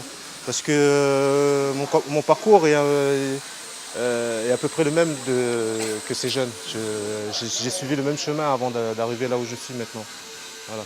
Ce qui fait que j'ai eu un parcours assez chaotique, quoi, pour en arriver là où je suis. Et je partage cette expérience avec eux. Parce que comme voilà,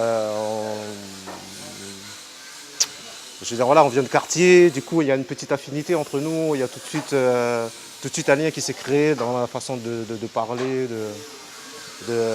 d'aborder les choses.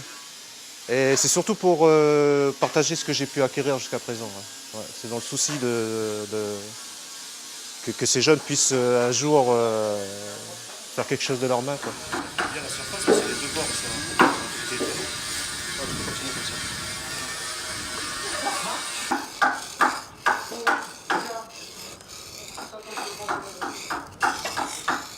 affûter les outils, je les ai fait fabriquer leur maillet. les techniques de ponçage, quelques techniques de comment utiliser différents ciseaux. Sécurité avant tout, les gants, les lunettes, pour ceux qui ont les cheveux longs, de quoi se couvrir la tête.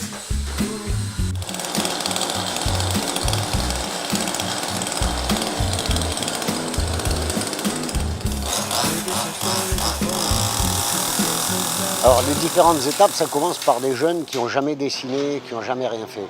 Donc on a pris à peu près 15 jours pour créer les dessins, leur expliquer ce qu'était une sculpture, comment ça se composait, les faire sortir du carcan Kanako-Kanak pour essayer de les libérer un peu plus dans leur esprit, d'être un peu plus créatifs.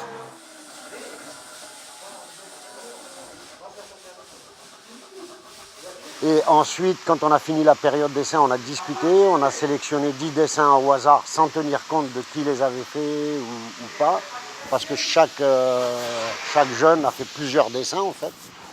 Donc on a choisi 10 dessins qu'on va transformer en 10 sculptures. Les faiseurs d'œuvres, c'est eux, nous on est un peu les conseillers techniques, on leur explique comment faire, si quelque chose ne va pas, on leur apprend à manier les tronçonneuses, etc. etc. Ben pour des gens qui n'ont jamais sculpté, ils s'en sortent très très bien.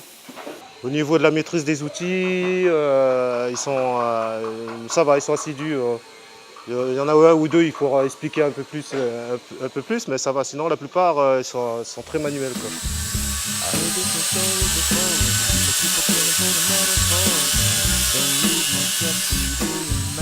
Là, moi, j'ai appris la soudure. J'ai préféré la soudure. C'est net, je peux jamais toucher la soudure. La première fois, j'ai touché la soudure. J'étais content quand même. Peut-être que je vais toucher la soudure un jour à la maison, je fais un truc à bricoler, ben moi je sais utiliser la soudure. Dans une semaine de travail, on a déjà attaqué 5 ou 6 pièces, ce qui est énorme. Donc ce qui prouve bien la volonté des jeunes d'avancer, de travailler. Voilà, ils ne rechignent pas à se mettre à la tronçonneuse ou voilà.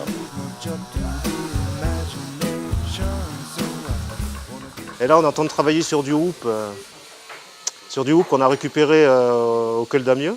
Et la particularité, c'est que c'est de l'assemblage. C'est beaucoup de formes découpées et assemblées.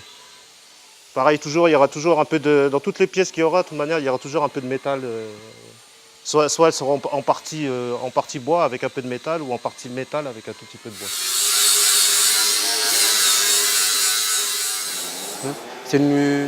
En fait, au départ, on a voulu faire une casse-tête, comme les vieux d'avant, mais on a vu que c'était un peu trop difficile à ressortir le dessin. Ben, on a vu que la forme, il donnait le bec d'un oiseau, ben, on a appelé le bec d'oiseau.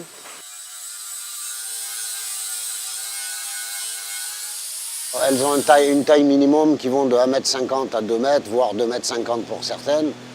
Mais le thème n'est pas imposé. C'est les jeunes qui ont fait leurs propres dessins, quoi.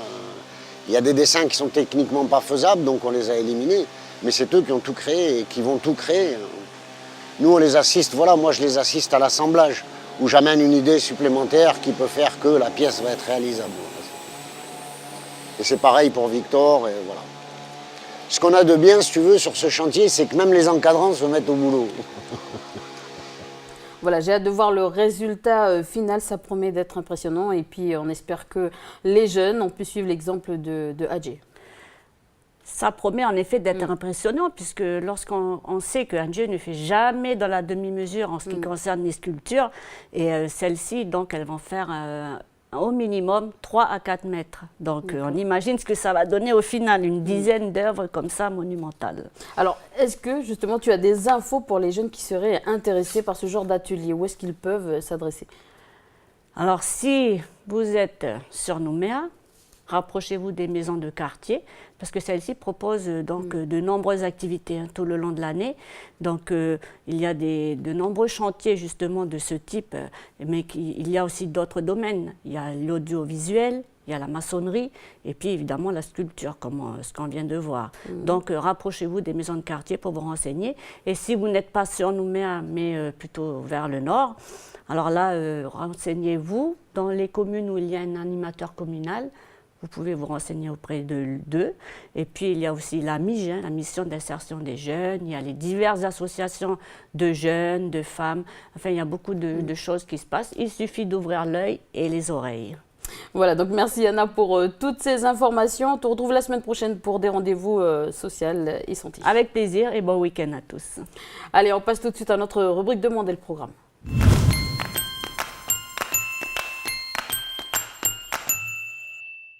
Salut Chloé. Salut Élise, salut à tous. Alors en septembre dernier s'est déroulé le Festival culturel du Mont d'Or pendant 3 semaines. Oui. Et donc la première semaine était consacrée aux arts du cirque. Est-ce que tu aimes le cirque toi? Oui, j'adore le cirque. Qu'est-ce que tu préfères dans le cirque? Le jonglage. Le jonglage? Oui, je sais pas faire. Ah mais c'est facile, moi c'est 5 boules minimum. Ah, je pensais que c'était 10 pour toi.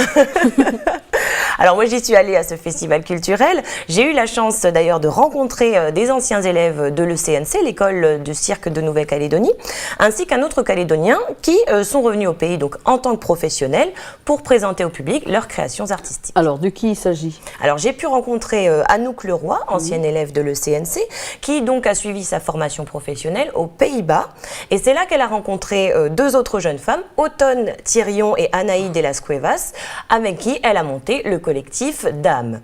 Donc elles présentaient ensemble leur spectacle de cirque aérien, à la fois drôle et poétique, intitulé L'Aérien. D'accord, donc si c'est des cirques aériens, ça veut dire que c'est des disciplines artistiques qui se déroulent dans les airs, c'est ça? Exactement, c'est ça. Donc elles font principalement du trapèze volant, donc ballant et fixe, et puis du cerceau.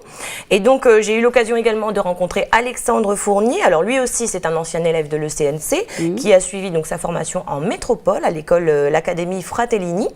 Et donc il est devenu porteur et acrobate au sol. Donc il nous a présenté son spectacle Nos Limites, accompagné donc de son partenaire Mathias Pilet et de son chorégraphe Radouane Elmedeb. Il aura l'occasion de nous raconter son histoire, son projet, au cours d'un autre sujet qui sera prochainement diffusé. D'accord, donc en tout cas, ça doit être intéressant d'aller les voir. Et puis tu parlais justement d'un 3e Calédonien qui, lui, contrairement aux 2 autres, n'est pas issu de l'ECNC. Effectivement, il ne sort pas de l'école de cirque de Nouvelle-Calédonie, il s'appelle Rémi Vacher. Et c'est à Paris, lui, dans la prestigieuse école internationale de théâtre Jacques Lecoq, qu'il a suivi sa formation. Il fait également beaucoup de cirque de rue. En 2007, avec 7 autres amis, il monte le cirque Rouage, avec qui il est venu justement cette année au festival. Et il est également venu accompagné de 2 autres compagnies avec qui il travaille, la compagnie Presque Siamoise, qui présente donc des spectacles de contorsion en rue principalement, et puis la compagnie Underclouds, qui sont des funambules qui installent leurs fils un peu partout dans le monde. Donc Rémi Vacher est également venu présenter une de ses créations intitulée Home Taf, dont il va nous parler dans le sujet qui va suivre. Mais pas de cirque sans chapiteau, qui était également présent sur le site pour accueillir donc ces nombreux numéros de cirque, aussi délirants, poétiques et surprenants les uns que les autres. Je vous en ai rapporté quelques images. Les arts du cirque à l'honneur au Mont d'Or, on regarde.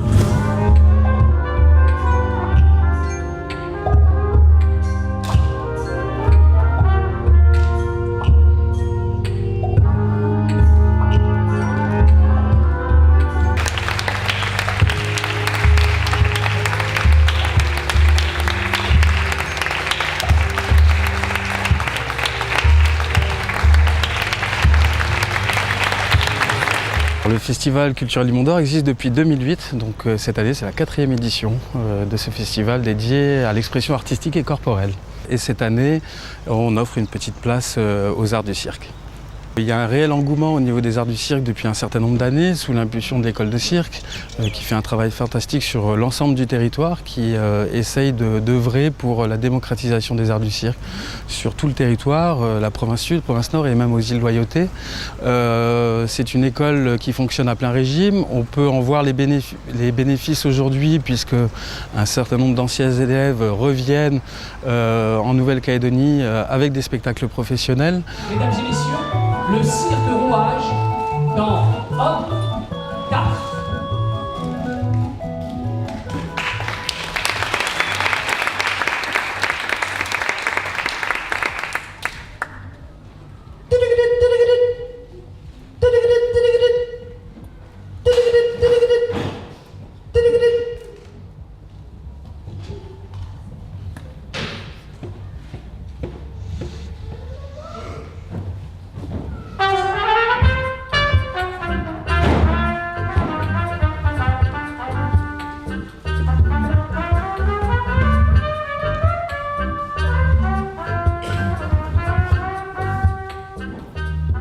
Ça fait 2 fois que je reviens déjà. J'étais venu une fois au Mont d'Or il y a 2 ans pour jouer la dernière création. Puis avec ce projet-là où je suis venu avec 3 autres compagnies de Lorraine et de Métropole, Funambule, des contorsionnistes, etc. Donc on est venu à 4 compagnies là, dont Rouage. Donc là on vient à plusieurs, c'est encore différent que la dernière fois quand j'étais venu tout seul avec ma créa. Mais c'est intéressant parce qu'on rencontre tout le monde, c'est dynamique quoi. Puis ici il y a une facilité, je trouve, pour organiser les choses. Même si en amont c'est un peu plus dur, mais quand on y est, alors là, tout le monde est investi, tout le monde est motivé, t'es super bien reçu parce que... peut-être parce que je viens d'ici, ou peut-être pas, mais voilà, en tout cas il y a un truc bien.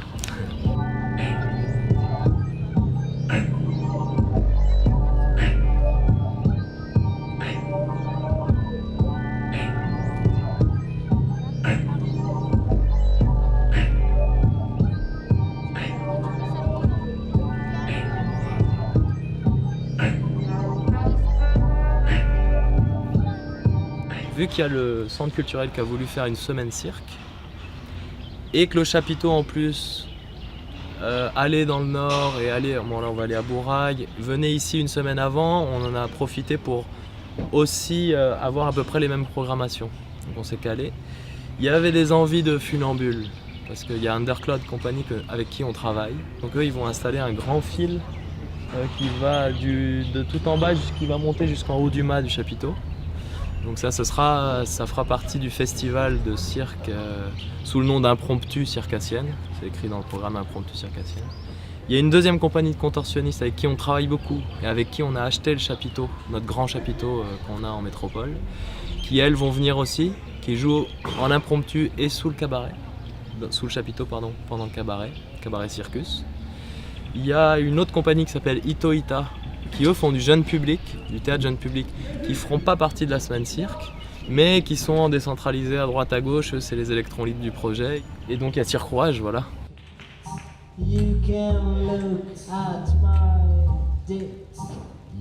L'ambition du centre culturel c'était de faire une semaine cirque. Moi j'avais envie qu'on montre aussi de la rue, montrer qu'un spectacle ça peut être une valise et une valise, un petit tréteau et on peut faire un spectacle de rue et de cirque. Et du coup de venir avec toutes ces compagnies là, ils ont tous des formes qui vont dans la rue ou qui s'adaptent au mobilier urbain ou qui s'adaptent, qui se mettent sur la pelouse et qui peuvent jouer là. Et donc de faire de la rue parce que l'ambition plus loin encore, moi je pense à festival de rue, je pense à créer plus régulièrement du cirque ici. Il y a des compagnies de cirque et de rue ici, faut pas dire qu'il n'y a rien. Il y a Ben et Bin qui font déjà un bon boulot depuis plusieurs années. J'en ai pas rencontré d'autres, mais il y en a sûrement d'autres. Et parce que voilà, moi, mon kiff c'est ça, c'est la rue et le cirque et le chap quoi. Pour moi, j'ai pas de spécialité parce que j'ai pas d'agrès. J'ai pas appris à faire du trapèze, j'ai pas appris à faire du mât, des équilibres. Mais j'ai appris par contre un peu de tout. Un peu, je sais faire 2-3 figures sur le trapèze, je sais monter au mât, je sais faire un peu l'équipe, bon c'est un peu banane mais ça va. Mais voilà, je fais un peu de tout et puis l'école que j'ai fait, l'école Lecoq, elle est vraiment axée sur le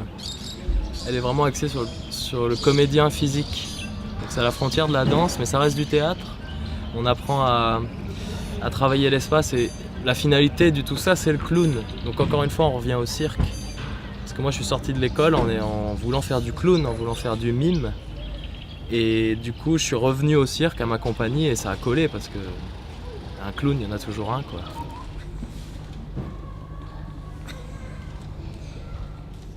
On va présenter Home Taf en version courte à partir de maintenant, donc en version rue, qui fait à peu près 20 minutes. On est 2 sur scène, il y a François à la musique et boucleuse, bruitage, et moi sur scène. Ce projet-là, il est à la frontière de plein de choses. Il est à la frontière de la comédie, du mime, parce que moi je suis aussi mime, pantomime. J'ai fait aussi une bonne expérience dans une compagnie de danse de rue qui a beaucoup tourné en métropole. Du coup, ça va aussi à la frontière de la danse, ça va à la frontière du cirque parce que j'ai mis une roulade, une roue, un truc, voilà. Bon, voilà, tout est sorti en même temps dans cette création-là, ce qui fait qu'on peut la présenter à un festival de danse comme celui que propose le Centre culturel tous les 2 ans.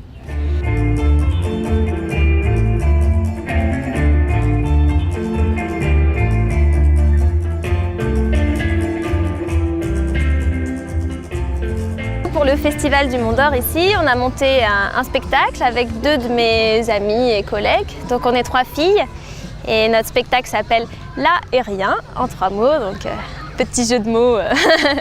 On fait que de l'aérien, nous, toutes les 3. Il y a de la corde volante, du cerceau, du cadre aérien. Et voilà, c'est un univers un petit peu onirique, poétique. Et on travaille avec une marionnette que manipule Automne à la corde volante, qui est une grand-mère, qui a un rêve. Donc c'est un petit peu, voilà, c'est léger, on va dire, comme spectacle. Moi, je fais du cadre aérien. Je suis voltigeuse. C'est une technique qui se fait en duo, donc j'ai un partenaire qui me porte et qui me lance et me rattrape.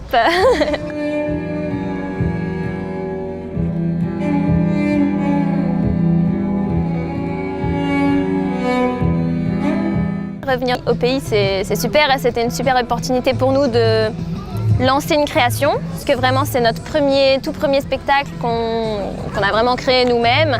Et ensuite, en arrivant ici, on a eu l'aide de Stéphane Piochot qui nous a aidés à la mise en scène à la fin pour finaliser un petit peu le produit. Et ouais, et pour ça, je remercie beaucoup l'école de cirque ici qui nous a donné cette opportunité de revenir ici, de revenir avec un spectacle.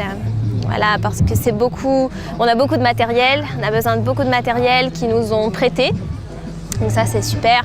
Et puis oui, bien sûr, ça fait plaisir de venir montrer aux amis et à la famille tout ce que je fais depuis 4 ans quand même, que je ne me tourne pas que les pouces.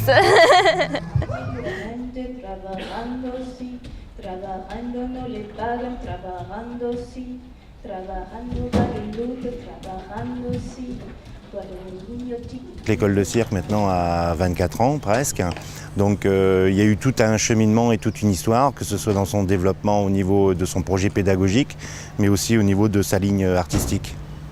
Puis on suit tous les ex-élèves de l'école de cirque, on les suit, et d'ailleurs on leur fait passer le message que dès qu'ils sont en compagnie et qu'ils ont un spectacle, de nous appeler et de voir si nous, sur place, on peut organiser une tournée. Nous, notre message au sein de l'école de cirque, c'est oui, je peux être né en Nouvelle-Calédonie par exemple, mais je peux être artiste professionnel de cirque. C'est un peu le message qu'on veut faire passer à travers notre projet pédagogique.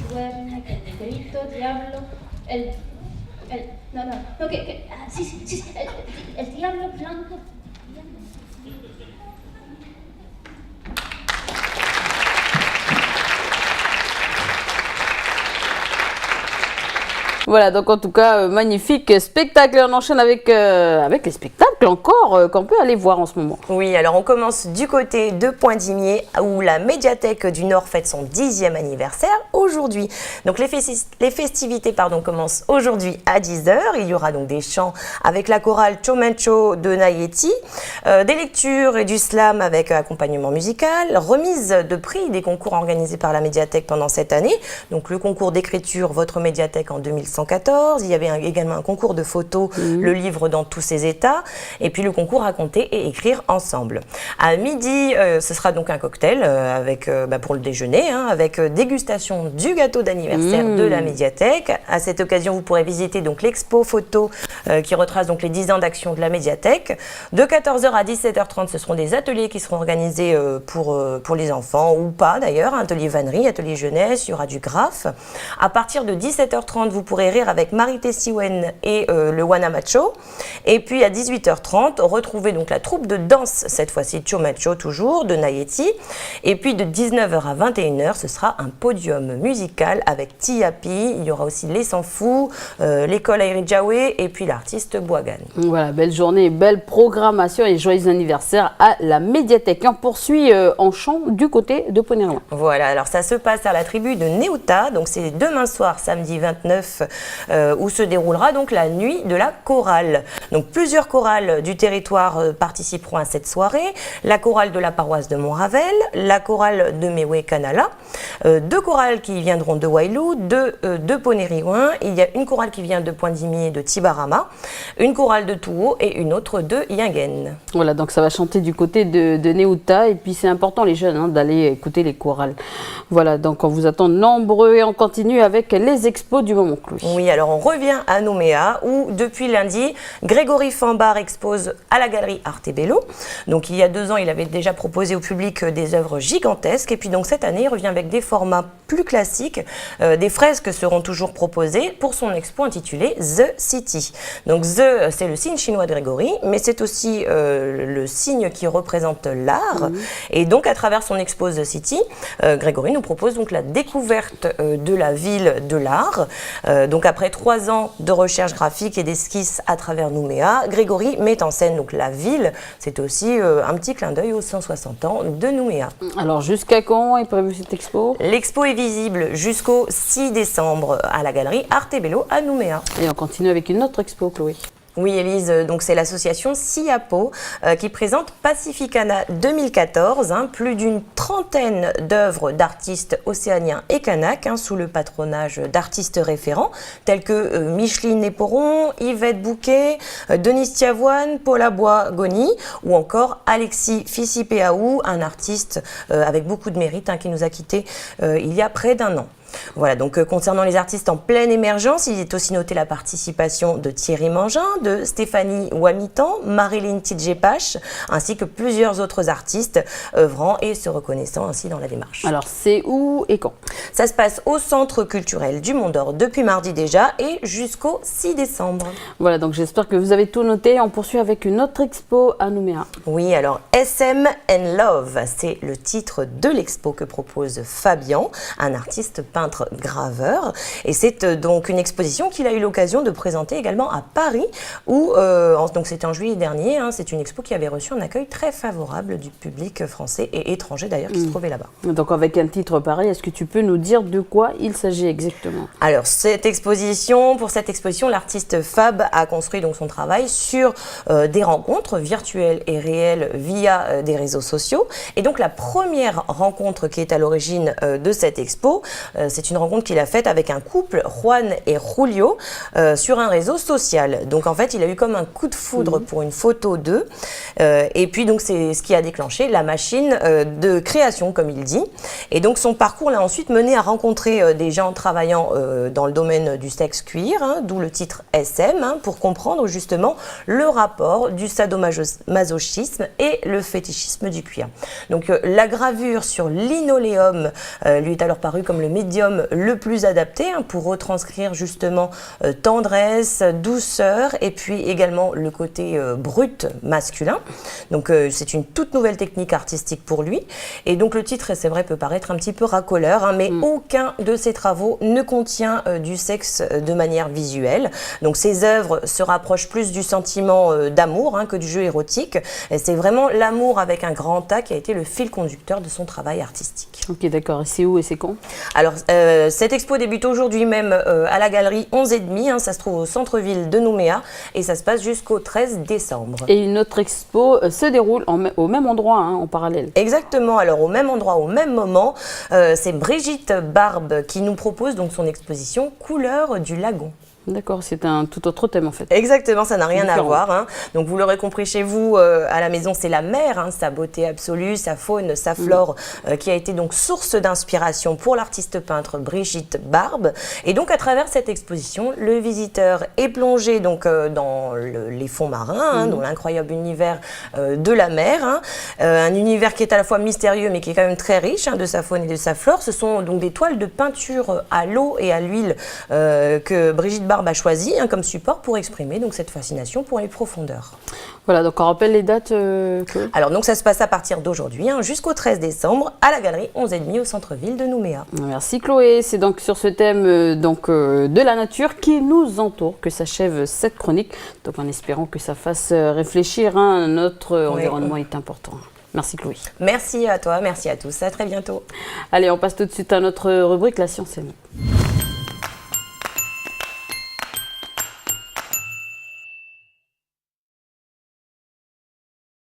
Salut Mara. Salut Élise, bonjour à tous. 10 ans et 8 mois après son lancement, la sonde Rosetta de l'Agence spatiale européenne a réussi son plus grand exploit, poser Philae, le petit robot qui l'accompagnait pendant tout ce temps, à la surface de la comète Churyumov-Gerasimenko. Alors c'est un véritable exploit, une première d'ailleurs dans l'histoire de l'exploration spatiale, qui va permettre de répondre peut-être à de nombreuses questions sur l'origine de notre système solaire, de l'eau et peut-être même, qui sait, de la vie sur Terre, Élise. Alors, quand est-ce que l'atterrissage a eu lieu? Alors, le début des opérations, pour nous, c'était très tôt le matin, mercredi 12 novembre dernier. Et c'était le début de soirée, mardi 11, à Darmstadt, en Allemagne. Et les yeux des scientifiques, à ce moment-là, ils étaient bien entendu donc rivés sur les écrans d'ordinateur qui indiquaient la position de Rosetta, la sonde qui a été lancée donc par l'ESA il y a plus de 10 ans déjà et qui se trouve en ce moment même à plus de 510 millions de kilomètres de nous. Alors, la semaine dernière, dans la chronique La Société, tu nous avais dit que la trajectoire de descente de Philae avait été déterminée et qu'il y avait justement eu le fameux feu vert pour l'atterrissage. Alors, qu'est-ce qui s'est passé réellement? Alors, oui, il fallait impérativement que la trajectoire de Philae soit parfaite parce qu'une fois qu'il est largué par Rosetta, eh ben, le module n'a plus aucun moyen de corriger sa course. Donc, ce n'est pas un feu vert qu'il a fallu, Élise, mais en fait 4 avant de pouvoir réellement larguer le robot. Alors, il n'y a eu aucun problème pour donner ces feux verts. Tout s'est bien passé finalement? Alors, le deuxième feu vert a été donné après que après avoir vérifié que les commandes de largage fonctionnaient bien. Donc là, il n'y a pas eu de problème. Mais par contre, le troisième feu vert a lui nourri beaucoup de discussions. Normalement, en fait, ce feu vert est donné après avoir vérifié que Philae et ses instruments n'ont pas de soucis. Mais voilà, il se trouve que la petite fusée que le robot Philae portait sur son sommet, eh bien, elle connaissait des ratés. Et ce qui est embêtant, c'est qu'elle est quand même censée le plaquer sur le sol grâce à ses propulseurs une fois qu'il a touché le sol de la comète. Ensuite, qu'est-ce qui s'est passé? Et ben en fait, avec 1 heure de retard sur l'horaire qui était prévu, les équipes de l'agence spatiale ont décidé de donner leur accord quand même malgré tout, puisque de toute façon, on ne pouvait rien faire. Bah oui, on ne pouvait pas envoyer, c'était compliqué d'envoyer un mécanicien carrément réparer une fusée à 510 millions de kilomètres.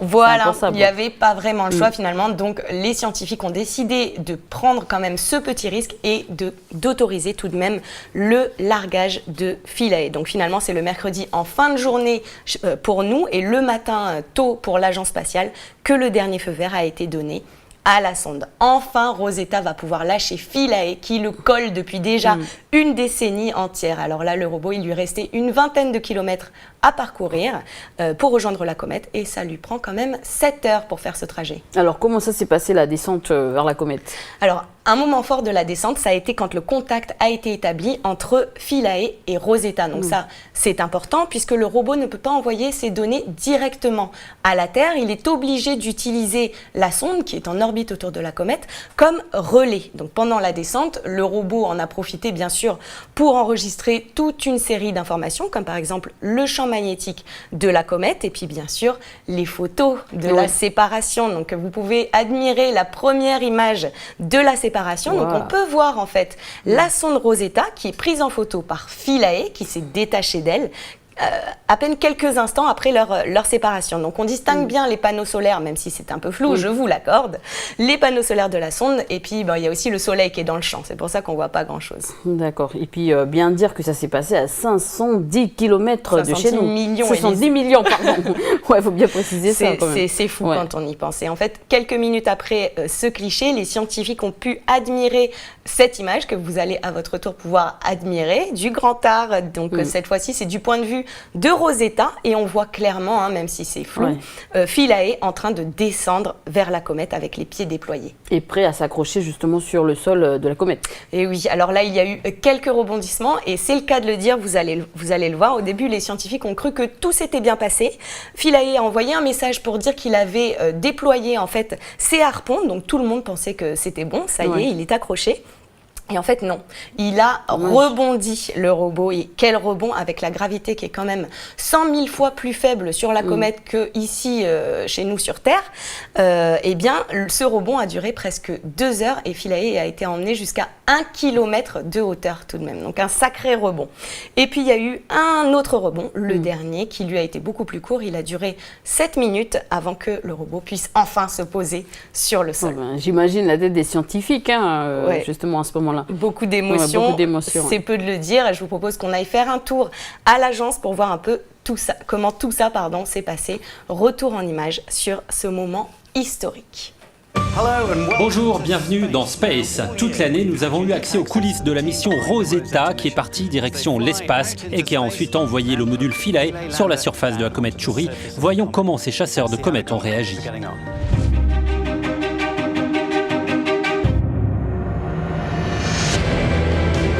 C'était le jour J pour Rosetta et Philae, le mercredi 12 novembre, un jour que les chasseurs de comètes ne sont pas prêts d'oublier, le jour où ils ont atterri sur une comète.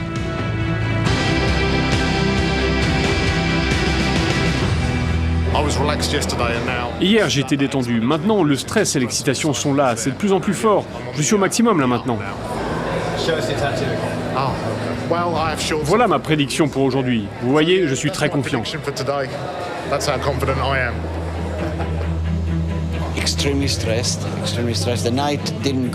Pour moi, la nuit ne s'est pas aussi bien passée que ce que je souhaitais. La préparation du module d'atterrissage a pris beaucoup de temps. Nous avons dû refaire plusieurs choses. Mais ensuite, les bonnes nouvelles ont afflué. Rosetta a reçu un signal de Philae et puis après quelques heures d'une extrême tension...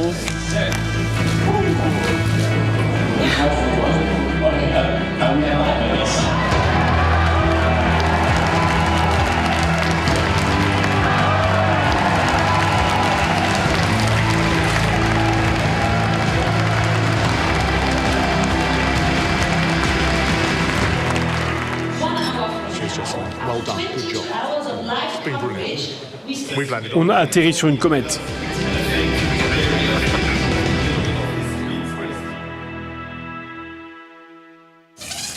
Des équipes de télévision du monde entier ont fait le déplacement pour couvrir l'événement en direct. Le lendemain, elles étaient toutes reparties, sauf nous. Dans la salle de contrôle de l'Agence spatiale européenne, l'équipe tente de retrouver Philae sur la surface de la comète, car l'atterrisseur a rebondi 2 fois et il a atterri dans une sombre crevasse. Mais il peut encore envoyer des données scientifiques et c'est l'essentiel. Ça va ? Ça va très bien. On a atterri sur une comète. Il y a eu plusieurs étapes principales. Nous étions déjà très enthousiastes au moment de la séparation, quand l'atterrisseur était en train de descendre. Mais ce n'était rien comparé au moment où nous avons vu l'atterrissage. J'ai commencé à pleurer. Je pense que la tension de plusieurs mois, de plusieurs années de travail a été libérée d'un coup. C'était vraiment une grande réussite. En fait, il y a eu 3 moments qui étaient très intenses. Il y a eu la séparation en elle-même, qui était déjà un moment très critique, puisqu'on ne pouvait pas savoir à l'avance si ça fonctionnait. Il y a eu ensuite l'acquisition du signal de Philae. Et enfin, évidemment, il y a eu le moment de l'atterrissage, qui était aussi un moment intense. On ne savait pas encore à ce moment-là si l'atterrisseur survivrait à l'atterrissage. Et ça a été le cas. On a des données, on a de la science. C'est extraordinaire. Au même moment, à l'agence spatiale allemande de Cologne, l'équipe de Philae est tout sourire. Il faut dire que le moment est magique. Leur bébé, Philae, est posé sur une comète vieille de 4 milliards d'années. On prépare cela depuis si longtemps. Et maintenant, c'est comme un enfant qui dit au revoir à sa mère. Je suis grand, je vais sur mon propre chemin. C'est incroyable. Et puis, vous savez, en fait, tout est passionnant.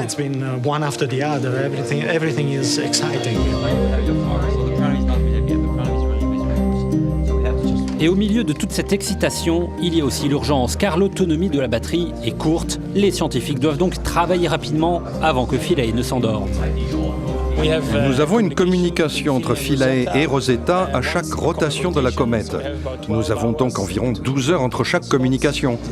En ce moment, nous devons décider de la suite. Nous préparons la prochaine commande que l'on va envoyer à Philae et Rosetta quand nous pourrons les contacter. En fait, nous travaillons étape par étape. Qu'avons-nous réalisé? Où en sont les batteries? Quelles sont les prochaines manœuvres que nous voulons entreprendre?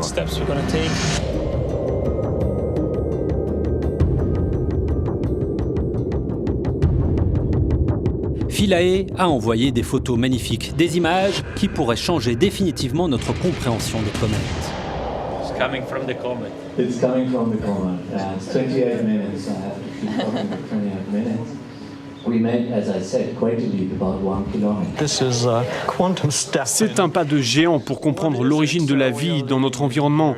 Donc il y a beaucoup à apprendre. So there's a lot to learn. Nous voulons en savoir plus sur les matériaux de la comète, sur comment une comète est construite et comprendre comment elle s'est formée il y a très longtemps, dans les premiers jours de notre système solaire. Les informations recueillies par Rosetta et Philae vont être compilées et analysées, ce qui pourrait provoquer une révolution scientifique. La science n'est pas instantanée. Vous devez par exemple vous assurer que votre point décimal est au bon endroit. Bientôt, nous devrions obtenir une partie des résultats issus des premières informations recueillies sur la comète. Ce seront les premières réponses aux grandes questions que nous nous posons et qui font que nous sommes allés là-bas. Voici maintenant notre comète. Elle a la forme d'un drôle de canard. C'est de là que Philae appelle à la maison. Bientôt, la comète va changer. Elle se réchauffe petit à petit et commence à rejeter d'énormes quantités de gaz et de poussière. La comète se rapproche du Soleil et nous savons que son activité sera de plus en plus forte jusqu'à ce que nous ne puissions plus du tout être en orbite. Nous ne savons pas quand cela arrivera, peut-être en janvier, février, mars ou l'année prochaine, nous ne savons pas encore. Rosetta va continuer son observation de la comète jusqu'en 2016, mais le sort de Philae est incertain. Il est peut-être déjà en hibernation, mais avec un tout petit peu d'énergie solaire, il pourrait se réveiller. Philae est sur la comète et il va y rester. Bien sûr, la comète se rapproche du Soleil. Nous pourrions alors recharger la batterie secondaire et lancer d'autres opérations.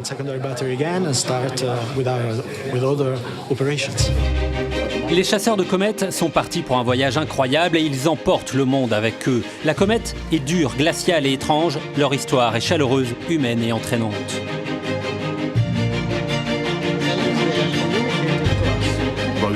Je pense que Rosetta a quelque chose que les autres missions n'ont pas. Je ne peux pas le décrire en détail. Je travaille, je vis ma mission. Un peu trop du point de vue de ma famille.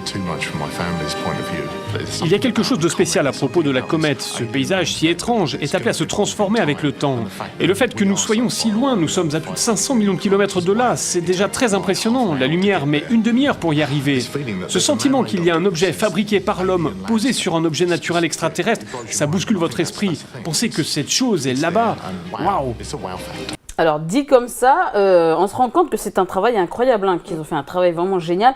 Alors, ils ont parlé de données. Qu'est-ce que la comète, plutôt Philae va envoyer comme données scientifiques? Alors, la grande majorité du recueillement de données par les 10 instruments de Philae est encore en cours, à vrai dire. Mais l'ESA, donc l'Agence spatiale européenne, communique en fait au fur et à mesure que les premières informations arrivent. Mais par exemple, qu'est-ce qu'il y a eu comme données déjà? Alors, par exemple, puisque tu veux absolument des données, l'instrument qui analyse la composition des gaz à la surface de la comète a découvert des molécules complexes qui contiennent du carbone. Alors Rosetta, en tournant autour de la comète, avait déjà détecté des molécules avec du carbone, comme du méthane, du gaz carbonique ou encore du méthanol. Mais ces trois éléments, ils ne contiennent qu'un seul atome de carbone, à la différence de ceux qui ont été découverts par Philae, qui en ont 2, voire 3 pour l'un d'entre eux. Et c'est important, puisque les molécules qui contiennent au moins 2 atomes de carbone peuvent se lier entre elles pour former de longues chaînes. Et c'est le cas par exemple pour les acides aminés qui s'assemblent en protéines qui sont elles-mêmes utilisées par le vivant. Mais ça veut dire quoi exactement pour ceux qui ne comprennent pas bien? Alors, pour l'instant, les responsables de l'instrument n'en ont pas encore dit plus, donc il faudra attendre encore un petit peu pour savoir ce que signifie la présence de ces molécules carbonées. Sinon, il y a eu une autre expérience qui a été en partie ratée, celle-ci, mais qui a permis d'en savoir plus tout de même sur la dureté du sol de la comète. Alors, il s'agit de MUPUS, c'est le nom de l'instrument, une sorte de poinçon en fait qui est bourré d'instruments de mesure que Philae devait en fait planter dans le sol de la comète. Mais malheureusement, il n'a pas réussi, le sol était trop dur. Mais en soi, c'est une information. Exactement, Élise, une information dont d'ailleurs ne se doutaient pas les scientifiques. Donc le sol de la comète serait dur comme de la glace, solide bien sûr, et recouvert de poussière. Plus en profondeur, ce sera un autre instrument qui est en charge de sonder le noyau. On aura plus d'informations à ce sujet dans les semaines qui viennent. Mais on sait déjà que l'intérieur de Chury, donc Chury c'est le petit nom, vous l'avez remarqué, que les scientifiques donnent à la comète, l'intérieur ne doit pas être aussi dur que sa surface. Les chercheurs ont estimé que la comète est 2 fois moins dense que la glace. Donc en fait, elle serait très poreuse. Voilà, en tout cas, c'est incroyable. Et une chance pour nos scientifiques de pouvoir analyser une comète à 4 milliards d'années et qui se trouve, je le répète, à 500 millions de kilomètres de chez nous. Merci Mara. Merci à toi Élise, merci à tous, à très bientôt. Voilà, c'est la fin de cette émission. Merci de nous avoir suivis. On se retrouve à une prochaine quotidienne. Tata à tous.